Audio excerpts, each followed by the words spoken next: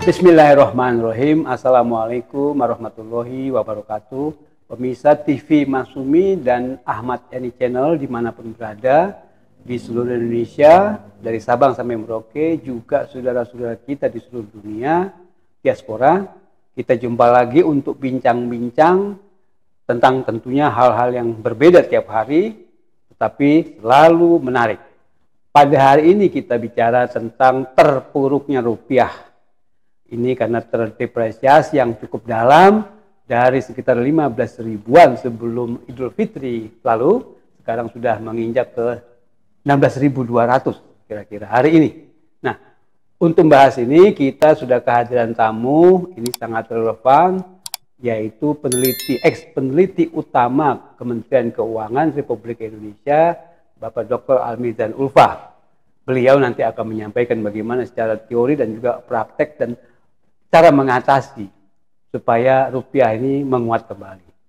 Assalamualaikum, Pak. Waalaikumsalam. Pak Gimana kira-kira Pak Mizan ini kecenderungannya makin terus melemah ini rupiah? Ya, makin terus melemah, tapi kelihatannya belum mengarah kepada krisis. Belum mengarah pada krisis. Ya, tapi sebelumnya mungkin untuk pemahaman kita bersama, perlu kita ketahui itu konsep nilai tukar ini.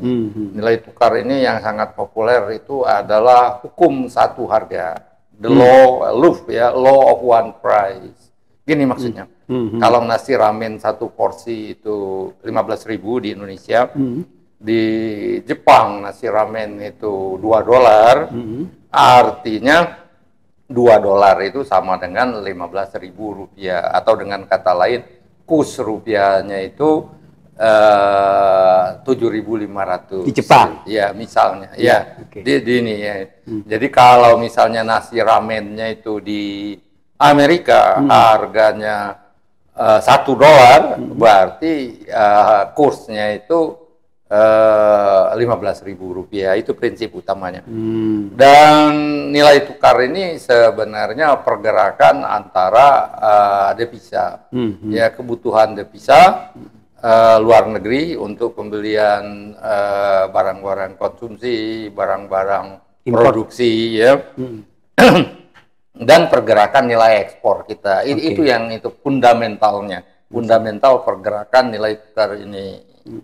Tapi pergerakan nilai fundamental ini dipengaruhi juga oleh faktor spekulasi, orang yang mencoba menarik keuntungan dari pergerakan ini. Jadi kalau sekarang harganya 16.000, mereka memperkirakan kalau nantinya jadi 20.000, buru-buru beli dolar, nanti dijual untung banyak, kira-kira gitu, Pak Eri. Iya, kalau kaitannya dengan terdepresiasinya rupiah ini sampai 16 ribuan, apakah karena ada sentimen negatif? Ini karena nih baru selesai pemilu dan pemilunya juga melahirkan ya begitu ya, masih ada pro kontra walaupun MK sudah memutuskan pemenangnya gitu, tapi masih ada saja ketidakpuasan. Gimana? Ya, itu ada unsurnya, tapi yang jelas yang menjadi ininya unsur utamanya fundamentalnya itu. Fundamental. Kebutuhan dari valuta asing. Kebutuhan valuta asing yang dalam bulan Maret itu kita banyak bayar utang ke luar negeri. Kemudian kita membutuhkan barang-barang impor juga ya, untuk produksi, untuk konsumsi.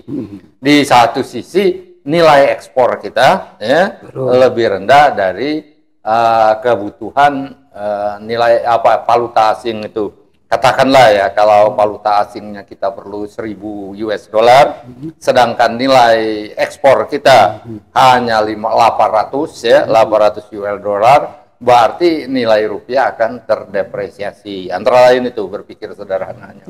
Kalau misalnya alasannya fundamental karena memang alasan cadangan devisa untuk dilihat bagaimana hasil untuk impor dan ekspor hasilnya gimana, itu fundamental ekonomi. Kalau fundamental secara politis misalnya, bisa aja karena banyak yang pemegang rupiah ini nggak yakin dengan rupiah karena kondisi politik ya. Gimana? Nah, kalau seluruh rakyat, banyak rakyat tidak percaya lagi dengan rupiah, semuanya mengkonversikan rupiah ke dolar, mata valuta asing ya, termasuk ke dolar, yen atau yuan, nah, itu bakal kolaps ya, bakal kolaps. Jadi pergerakan kurs itu biasa aja, gerak naik turun, tetapi ayunannya itu yang bikin mendebarkan itu pergerakannya ya. Misalnya 5.000, kalau pergerakannya datar 15.900, 15.950 ya, dalam jangka panjang menjadi 16.000 itu nggak akan jadi masalah, berarti itu masih pergerakan fundamental.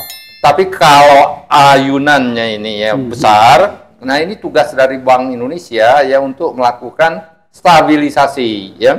Nah ada dua stabilisasi itu yang umum.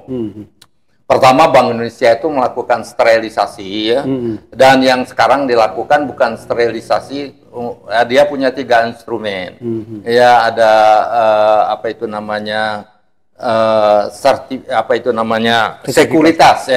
Sekuritas Bank Indonesia, SBI ya. Ya, sekuritas valuta asing dan sukuk. Ya, suku itu kalau itu bukan sterilisasi tapi menarik devisa asing ya. Menarik nilai valuta asing untuk di-hedging dengan rupiah. Jadi kalau rupiahnya melemah, pemegang valuta asing itu tidak mengalami kerugian ya, karena adanya hedging semacam ini. Kira-kira gitu, Bang Heri. Iya, yang menarik kalau bicara soal apa namanya nilai tukar rupiah ini kan kita selalu secara apa namanya pikiran kita ke belakang gitu. Artinya zaman Habibie itu kan menarik tuh Pak. Artinya dari 17.000, 18.000 menjadi 7.000, 8.000, 6.000 ya, pernah dalam 6.000. Pernah 6.000 ya bahkan ya. Nah itu luar biasa. Itu gimana cara Habibie bisa menstabilkan rupiah, hampir mengembalikan. Iya, hampir mengembalikannya. Itu menarik gitu. Itu menarik, itu kebijakan itu jarang yang melakukan evaluasi ya. Jadi kalau menurut saya waktu itu ya sama ya. Meyakinkan publik ya untuk tidak membeli dolar dan banyak aliran uang masuk, saya kira itu. Jadi kemungkinan ya karena untuk mendukung Habibie banyak dolar yang masuk dalam berbagai bentuk itu, valuta asing yang masuk sehingga ya supply dari valuta asing itu berlimpah, akibatnya harganya turun, supply dan demand biasa. Jadi kalau jumlah valuta asingnya, dolar atau mata uang asingnya masuk ke Indonesia dalam jumlah yang besar, ya, otomatis harganya akan turun, ya, sehingga mencapai sekitar 6.000, 7.000. Ya, nah, gitu. Iya, tapi dulu BI nggak melakukan stabilisasi kan, artinya nggak sukuk belum ada. Belum ada, SBI waktu itu juga belum ada masalah. Tapi kok bisa gitu ya? Ya gini, itu ada kebijakan sterilisasi itu tergantung cadangan devisa, Pak. Nah, cadangan. Iya, cadangan. Kalau waktu itu, kalau sterilisasi itu terbatas. Kalau maksudnya sterilisasi itu dia membeli rupiah. Bank Indonesia itu menarik rupiah dan diganti dengan valuta asing. Dan itu terbatas. Kalau devisanya habis, ya nggak bisa sterilisasi lagi itu. Kalau orang semuanya berbondong-bondong menukarkan rupiah dengan dolar, yaitu devisa Bank Indonesia itu, ya devisa asing, devisanya mata uang asingnya akan terkuras. Terkuras habis. Ya itu semua orang dulu karena dibarengin dengan krisis politik ya, ketidakpercayaan dengan ini rezim Soeharto waktu itu, sehingga rupiahnya terpuruk dan ada imbasnya. Dulu kan ada kawasan mulai dari Thailand ya kalau nggak salah, Thailand Bali yang Krismon ya krisis moneter Asia itu mulai dari Thailand merambat ke Malaysia kemana-mana, dan Indonesia yang paling parah terpuruknya waktu itu, sehingga terjadi double ya, selain dari krisis moneter, krisis politik waktu itu. Dan kalau sekarang kelihatannya pasarnya sudah yakin ya stabilitasnya apapun bentuknya ya, baik atau buruk ya, rezim yang berkuasa ini dianggap oleh pasar kuat ya. Jadi spekulasi itu tidak mempunyai ayunan yang kuat, sehingga kebijakan Bank Indonesia itu dapat relatif ya melemahkan ayunannya, melemahkan ya. Jadi dari 15.900 jadi 16.900. Jadi lemah ayunannya itu. Tidak melonjak menjadi 15.900 menjadi 16.200, besok berubah lagi, ayunannya terus bergerak itu sehingga masyarakat panik dan akan terjadi krisis moneter. Tapi sekarang Bank Indonesia berhasil karena masyarakat itu percaya akan rezim yang berkuasa. Terlepas dari buruk atau enggak ya rezim ini kuat sehingga krisis politiknya kelihatannya peluangnya kecil sekali untuk terjadi menjelang Oktober nanti. Iya, artinya apakah dengan demikian BI bisa disebut berhasil Pak kalau misalnya masih 15.000 gitu, maksud saya tidak di bawah 10.000 gitu? Nilai kurs itu sebenarnya melihat efisiensi negara ya. Jadi kalau ayunannya tidak begitu besar, dianggap berhasil ya. Oh gitu. Ya, jadi itu tadi ya. BI juga terbatas kemampuannya. Kalau kebutuhan valuta asing kita ya tadi untuk bayar utang luar negeri, untuk beli barang-barang konsumsi, untuk beli barang-barang bahan-bahan baku dan penolongnya dan beli komputer dan lain-lainnya itu ya. Jumlah uang yang dibutuhkan untuk membeli barang impor itu nilainya yaitu relatif tidak begitu jauh bedanya dengan hasil ekspor kita. Depresiasi rupiah tidak begitu banyak dan alami kalau depresiasi untuk pembelian seperti itu biasanya perlahan-lahan gradual ya 15.900 terus ya. Kalaupun itu bergerak ya dalam jangka panjang akan tidak menyebabkan kepanikan. Sementara. Tapi kita lihat kalau tiba-tiba ada hal-hal yang luar biasa terjadi, ya BI juga tidak akan mampu mengatasi itu. Ya. Sebetulnya cadangan devisa kita berapa sekarang? Kok bisa jadi yakin betul gitu kita bahwa bisa 15.000 lagi gitu ya? Soal kembali ke 15.000 lagi itu nggak ada yang tahu ya, only God knows ya ini pergerakannya. Tapi yang itu tadi ya, BI itu hanya bisa mencegah ayunannya terlalu keras ya. Jadi nggak seperti roller coaster ya, naik turunnya. Itu yang hanya kemampuan. Kalau kembali ke 15.000 lagi, itu terjadi fundamental ekonomi kita. Kalau nilai ekspor kita lebih baik ya. Nilai impor kita ya neraca perdagangan neraca itu kita lebih stabil dan itu tadi kalau untuk memproduksi ramen itu kita jual 15.000 karena produksinya lebih baik bisa dijual 12.000 itu berarti kan ada efisiensi ya kalau kita memproduksi mobil misalnya 200 juta satu mobil karena perbaikan efisiensi ekonomi dan lain-lain menjadi hanya 180 juta, itu efisiensi ekonomi akan memperkuat nilai tukar rupiah. Efisiensi ekonomi. Sebenarnya nilai tukar rupiah itu memperlihatkan efisiensi ekonomi. Efisiensi ekonomi. Ya, efisiensi ekonomi ya. Dan kaitannya itu dengan tadi ya, kebutuhan barang impor dan kapasitas untuk mengekspor. Coba lihat Brunei itu, nggak pernah itu. Karena nilai ekspornya kan tinggi sekali. Terus, ya. Saudi Arabia, ya, Saudi Arabia real itu sangat stabil. Karena nilai ekspor minyaknya sangat besar dari kebutuhan impornya untuk barang-barang kebutuhan dalam negerinya. Gitu. Oke, Pak Almizan, kita sapa dulu pemirsa. Berharap sekali untuk like, subscribe, dan komen dan share acara kita hari ini. Tadi diskusinya begitu luar biasa. Pak Mizan sudah menjelaskan tentang bagaimana tentang nilai tukar rupiah kekuatannya sangat tergantung dari efisiensi pengelolaan perekonomian nasional. Pertanyaan saya terakhir. Nah, kalau misalnya efisiensi yang menjadi dasar supaya nilai tukar rupiah kita menguat, bagaimana dengan efisiensi dalam pengelolaan APBN kita, Pak? Karena kan banyak utang kita nih, struktur. Itu termasuk, termasuk efisiensi APBN. Kalau sekarang beban bunganya saja itu hampir 500 triliun, kan besar sekali ya. Betul.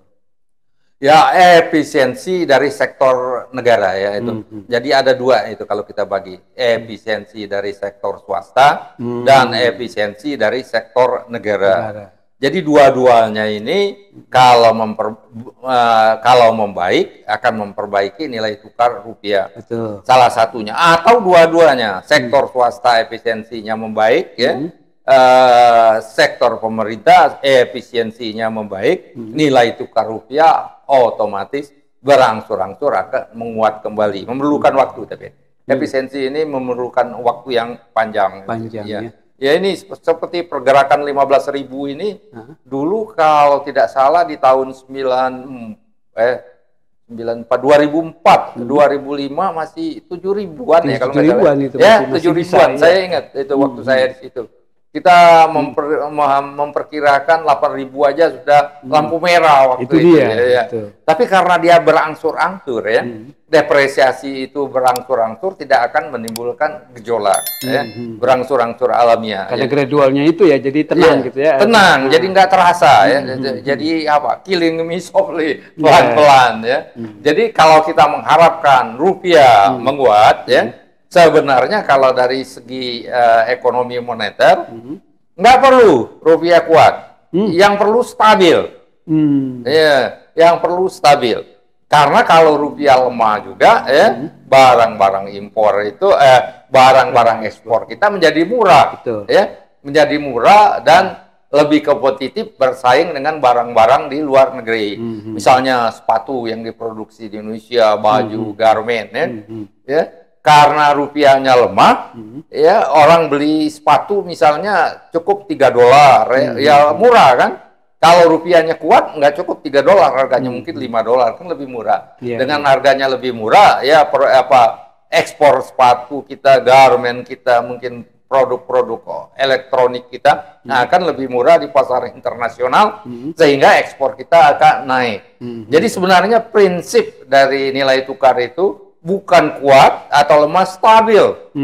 Yang penting. Kalau 15.600, 16.200, kalau stabil ya, enggak jadi soal itu, enggak jadi masalah. Nilai tukarnya seperti tadi. Nasi ramen ya di Indonesia 20.000, di Jepang nasinya misalnya berapa yen atau $2 seperti itu, enggak jadi soal. Artinya kalau misalnya jadi 7.000, 8.000 itu bukan target gitu artinya ya. Yang penting stabil kan Pak. Stabil. Kalau 15.000 ya stabil segitu gitu. Iya. Artinya gradual ya, kalaupun misalnya ada ayunan-ayunan itu gradual gitu maksudnya. Iya, jadi kalau sekarang 16.000 berapa 200 ya. Di akhir tahun 2024 itu perlahan-lahan dia sudah menjadi 16.500, nggak akan jadi masalah. Nggak akan jadi masalah ekonomi kita. Iya. Oke, terima kasih Pak Mizani, menarik sekali. Karena keterbatasan waktu, kalau enggak nanti diskusi ini. Panjang ini. Dan saya kebetulan melihat dari ini pembelajaran dari Pak Awalil Rizki ya. Antara lain dia membahas nilai tukar ini. Tapi dia membicarakannya lebih banyak dari sisi fundamentalnya.